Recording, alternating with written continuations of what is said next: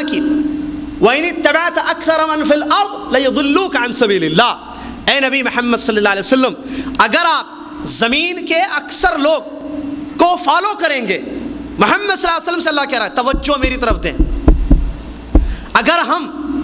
اکثر لوگ، اگر اے نبی محمد صلی اللہ علیہ وسلم آپ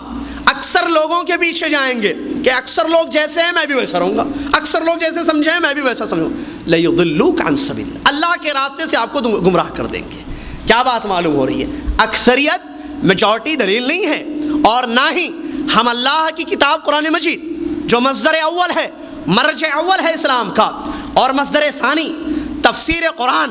محمد مصطفیٰ صلی اللہ علیہ وسلم کی سنتیں، نبی علیہ الصلوۃ والسلام کی احادیث صحیحہ، اس کو اگر میجورٹی سے سمجھیں گے تو گمراہ ہوں گے۔ یہ وہ نہیں ہے جس کا حکم ہم کو قرآن و حدیث میں دیا گیا ہے۔ تیسری ایک بات جو بعض لوگ سمجھتے ہیں کہ چلو ایسے کرتے ہیں، اللہ کی کتاب کو سمجھنے کے لیے، نبی محمد مصطفیٰ صلی اللہ علیہ وسلم کی حدیثوں کو سمجھنے کے لیے ہم ایک شخص کو متعین کر لیتے ہیں، ہم سب مل کر ایک شخص کو متعین کر لیں گے، اور دوسرے خطے میں رہنے والے دوسرے شخص کو متعین کر لیں، تیسرے خطے میں تیسرے علاقے میں ایسٹ ویسٹ نارتھ ساؤتھ، دنیا کے 4 علاقوں میں 4 سمتوں میں 4 قسم کے بڑے بڑے لوگوں کو ہم متعین کر لیں کہ بھائی یہ جناب جیسے مجھے قرآن سمجھائیں گے، یہ عالم صاحب، یہ امام صاحب، یہ علامہ صاحب جیسے مجھے حدیث سے سمجھائیں گے میں ویسے سمجھوں گا، تب بھی گمراہی ہوگی۔ قرآن اور حدیث میں جواب ہے اس کا۔ اللہ نے ایسے ہی نہیں چھوڑ دیا کہ جاؤ جیسے چاہے اللہ کی کتاب کو سمجھو، جیسے چاہے دلیلیں لو اللہ کی کتاب سے، نبی علیہ الصلوۃ والسلام کی حدیثوں سے جیسے چاہے دلیلیں لو اور منہج جو چاہے اپنا لو، نہ، ہرگز نہیں، بلکہ قرآن کی آیتوں میں اللہ تبارک و تعالیٰ نے خود اس بات کا ہم کو پابند کیا ہے کہ ہم اللہ کی کتاب کو، نبی علیہ الصلوۃ والسلام کی حدیث کو صحابہ اکرام رضوان اللہ علیہم اجمعین کے طریقے پر سمجھے، ان کے فہم پر سمجھے، اور کتاب و سنت پر عمل کرنے کے لیے ان کا منہج، ان کا راستہ اپنائیں۔ آئیے میں آپ کو دلیلیں دوں، توجہ سنیں، توجہ سے سماعت فرمائیں۔ اللہ تبارک و تعالیٰ ارشاد فرماتا ہے، پہلی آیت، فَإِنْ آمَنُوا بِمِثْلِ مَا آمَنْتُمْ بِهِ فَقَدِ اهْتَدَوْا وَإِنْ تَوَلَّوْا فَإِنَّمَا هُمْ فِي شِقَاقٍ فَسَيَكْفِيكَهُمُ اللَّهُ وَهُوَ السَّمِيعُ الْعَلِيمُ۔ بڑی زبردست آیت ہے، توجہ چاہتا ہوں۔ اللہ تبارک و تعالیٰ ارشاد فرماتا ہے اگر لوگ ویسے ایمان لائیں گے بِمِثْلِ مَا آمَنْتُمْ بِهِ، جیسے تم ایمان لائے ہو صحابہ اکرام، تو وہ لوگ ہدایت پر ہوں گے۔ وَإِنْ تَوَلَّوْا، اور اگر ایسا نہیں کریں گے، یہ لوگ صحابہ کے طریقے سے ایمان نہیں لائیں گے بلکہ کوئی اور راستہ اختیار کریں گے، فَإِنَّمَا هُمْ فِي شِقَاقٍ، تو وہ ٹولیوں میں بچ جائیں گے، اختلافات ہو جائیں گے۔ فَسَيَكْفِيكَهُمُ اللَّهُ، اللہ ان کے لیے کافی ہے، اللہ سننے والا جاننے والا ہے۔ آیت پر غور کریں تو معلوم ہوگا اللہ تبارک و تعالیٰ نے 2 منہج اور 2 نتیجے بیان کیے ہیں، 2 منہج، 2 فہم، 2 راستے اور دونوں کے نتیجے، ایک صحابہ کا فہم، ایک صحابہ کا منہج اور اس کا راستہ، اس کا نتیجہ ہدایت۔ ایک پہلا صحابہ کا راستہ، منہج صحابہ، فہم سلف، سلف سے مراد صحابہ ہے رضوان اللہ علیہم اجمعین اور ان کے بعد آنے، تو جس نے اپنا منہج صحابہ کے جیسے رکھا، فہم صحابہ کی طرح، قرآن و حدیث کو ویسے سمجھتا ہے بلکہ اور آسان اردو الفاظ میں قرآن کی آیتوں سے دلیلیں ویسے لیتا ہے، تفسیر وہ لیتا ہے آیتوں کی جو صحابہ نے لی، احادیث کا مفہوم وہ لیتا ہے جو اللہ کے نبی محمد الرسول اللہ صلی اللہ علیہ وسلم کے صحابہ نے لیا ہے، تو اس کے لیے ہدایت ہے۔ کیا زبردست آیت ہے، ٹو دا پوائنٹ جو موضوع ہے۔ دیکھیے، ایک راستہ، نتیجہ، راستہ صحابہ کا، میں دوبارہ اس لیے کہہ رہا ہوں تاکہ بات ذہن میں بیٹھ جائے، صحابہ کا راستہ، نتیجہ ہدایت۔ وَإِن تَوَلَّوْا، اگر راستہ صحابہ کا چھوڑا جائے گا، فہم ان کا ترک کر دیا جائے گا، منہج چھوڑا جائے گا، نتیجہ ٹولیاں، اختلافات، الگ الگ۔ فَإِنَّمَا هُمْ وَإِن تَوَلَّوْا فَإِنَّمَا هُمْ فِي شِقَاقٍ، اگر چھوڑیں گے، اعراض کریں گے فہم السلف سے، صحابہ کے مثل ایمان نہیں لائیں گے، ان کا منہج اختیار نہیں کریں گے، تو ایسی صورت میں پھر فَإِنَّمَا هُمْ فِي شِقَاقٍ، ٹولیوں میں، جماعتوں میں الگ الگ بٹ جائیں گے، اور اللہ ان کے لیے کافی ہے۔ آیت سے صاف پتہ چلا اللہ تبارک و تعالیٰ نے ہدایت کے لیے اس بات کو بیان کیا ہے کہ ہم صحابہ کے مثل، صحابہ کے طریقے سے ایمان لائیں، چاہے عقیدے سے تعلق رکھنے والی چیزیں ہو یا اعمال، پورے دین پر ویسے عمل کرے، کتاب و سنت پر، مرجعین مصدرین پر، اور مصدرین کو ویسے سمجھے، کتاب و سنت کو ویسے سمجھے جیسے صحابہ اکرام کی جماعت نے سمجھا ہے۔ دوسری آیت اس موضوع پر دلیل، اللہ تبارک و تعالی ارشاد فرماتا ہے وَمَن يُشَاقِقِ الرَّسُولِ مِن بَعْدِ مَا تَبَيَّنَ لَهُ الْهُدَى، ایک وَيَتَّبِعْ غَيْرَ سَبِيلِ الْمُؤْمِنِينَ، دو نُوَلِّهِ مَا تَوَلَّى وَنُصْلِهِ جَهَنَّمَ وَسَاءَتْ مَصِيرًا۔ اللہ تبارک و تعالی ارشاد فرماتا ہے میرے محترم سامعین، جو رسول صلی اللہ علیہ وسلم کی مخالفت کرے گا، ہدایت کا راستہ کلیئر ہونے کے بعد، بات معلوم ہونے کے بعد، اس کو توجہ سے سنیں، وَمَن يُشَاقِقِ الرَّسُولِ مِن بَعْدِ مَا تَبَيَّنَ لَهُ الْهُدَى، تبین واضح ہو گئی اس پر کہ یہ رسول کا راستہ ہے،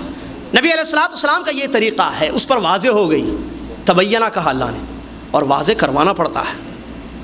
واضح کروانا پڑتا ہے۔ وہ سمجھ رہا ہے کہ وہ راستے پر ہے،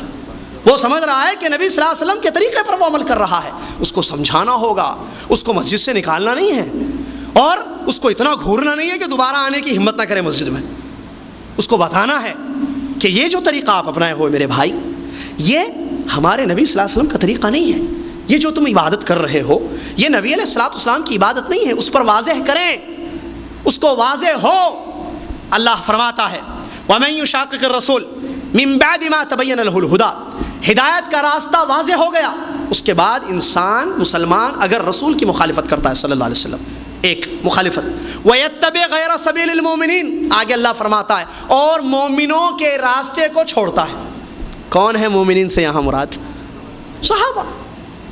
جیسا کہ تفسیر ابن کثیر میں حافظ ابن کثیر نے لکھا اس بات کو، اور واضح ہے آیت، وَيَتَّبِعْ غَيْرَ سَبِيلِ الْمُؤْمِنِينَ، سبیل المؤمنین، سبیل راستہ، منہج، صحابہ کا منہج چھوڑتا ہے، رسول کی مخالفت کرتا ہے، ایک نمبر دو صحابہ کا منہج چھوڑتا ہے، تو ظاہر بات ہے جس نے صحابہ کا منہج چھوڑا، جس نے صحابہ کا راستہ چھوڑا کتاب و سنت کو سمجھنے کے لیے، تو کیا وہ کوئی دوسرا راستہ نہیں اپنائے گا؟ اپنائے گا نا، اپنائے گا۔ اللہ کیا کہتا ہے آگے؟ نُوَلِّهِ مَا تَوَلَّى، وہ جس راستے پر جا رہا ہے، صحابہ کا راستہ چھوڑ کر جس کا حکم دیا گیا ہے، تو ہم، اللہ کہتا ہے اسی راستے پر لگا دیں گے اس کو۔ اللہ اکبر، نُوَلِّهِ مَا تَوَلَّى، جو منہج اس نے اختیار کیا ہے، جو فہم اس نے لیا ہے کتاب و سنت کو سمجھنے کے لیے، ہم اسی پر اس کو لگا دیں گے۔ وَنُصْلِهِ جَهَنَّمَ، اور آخر میں جہنم میں اس کو داخل کر دیں گے، وَسَاءَتْ مَصِيرًا، اور جہنم بہت برا ٹھکانہ ہے۔ معلوم ہوا اس آیت کریمہ سے منہج کو چھوڑنا، صحابہ کے طریقے کو چھوڑنا، کتاب و سنت کو سمجھنے کے لیے، مثالیں آگے آ رہی ہیں تاکہ بات اور اچھی طریقے سے سمجھ میں آ رہی ہیں مثالیں۔ اگر کوئی نبی علیہ السلام کے اصحاب کرام، جن کو نبی علیہ السلام نے تیار کیا اور جن کو نبی کی صحبت کے لیے اللہ نے اختیار کیا، ان کا فہم چھوڑے گا مسلمان، اور ان کا منہج چھوڑے گا کتاب و سنت کے سمجھنے میں، اور کوئی اور راستہ اپنائے گا، اللہ اسی پر لگا دے گا، یہاں تک کہ مر جائے گا، جہنم کی آگ میں چلا جائے گا۔ یہ وعید ہے ان لوگوں کے لیے جو قرآن و حدیث کو صحابہ کے جیسے نہیں سمجھتے ہیں۔ تیسری آیت برادران اسلام، اللہ تبارک و تعالی ارشاد فرماتا ہے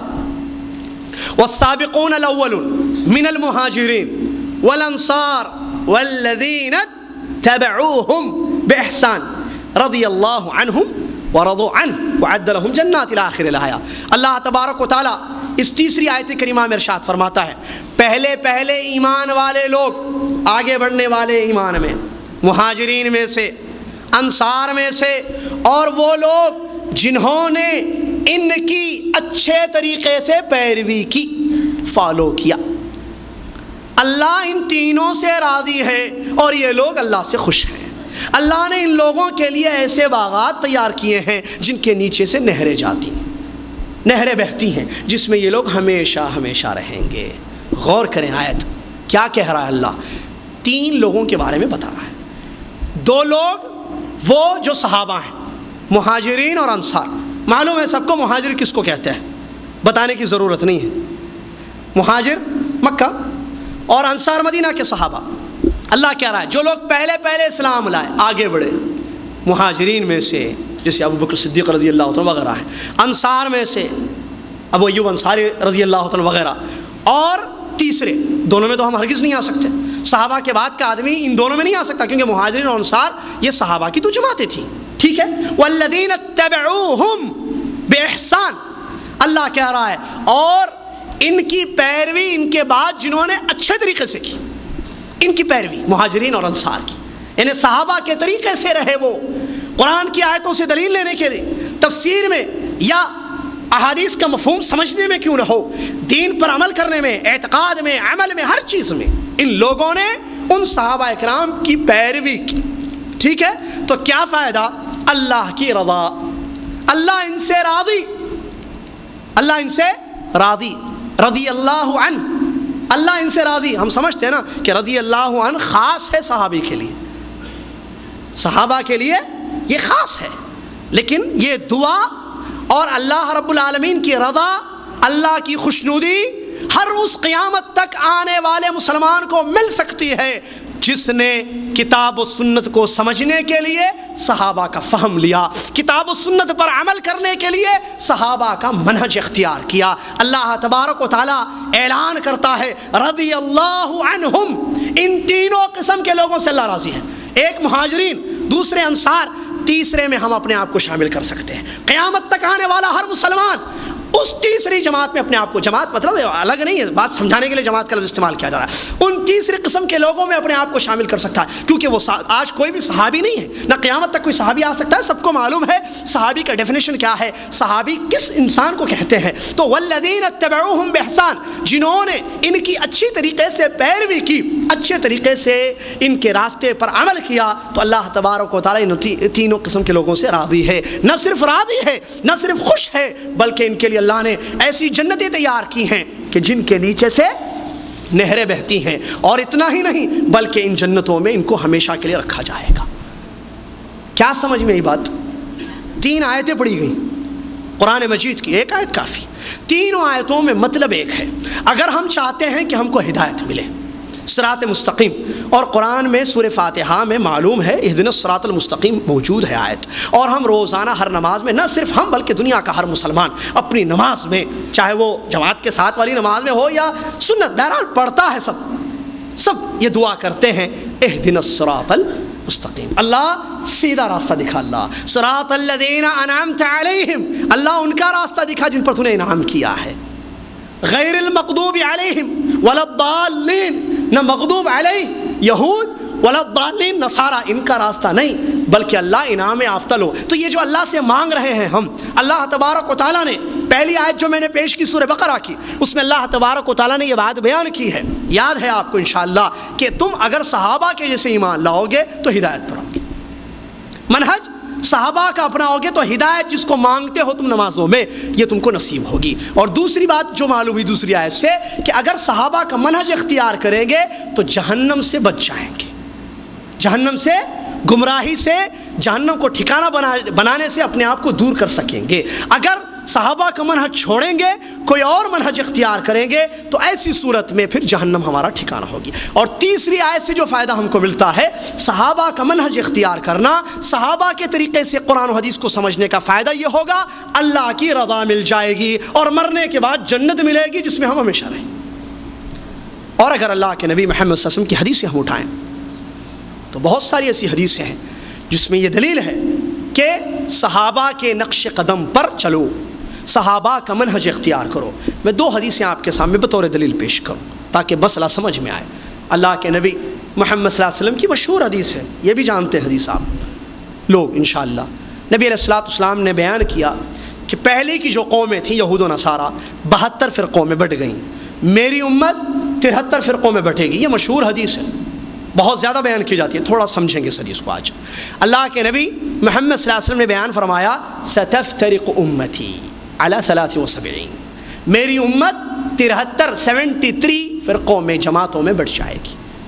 کلھا فی النار الا واحدہ، سب جہنم میں جائیں گے سوائے ایک کے۔ اب وہ ایک کو گھسیٹ کر سب لاتے ہیں، ہم جائیں، وہ ایک ہم ہیں، یہ کہتا ہے میں ناجی ہوں، وہ کہتا ہے میں ناجی ہوں، وہ جو ایک ہے نا وہ ہم لوگ ہیں۔ آپ لوگ کہاں ہیں؟ کتنے ہیں؟ 100، ہم لوگ 1000 ہیں۔ تم لوگ کتنے ہیں؟ تمہارا عمل کیا ہے؟ تم لوگ کیا ہو؟ ٹھیک ہے، ذرا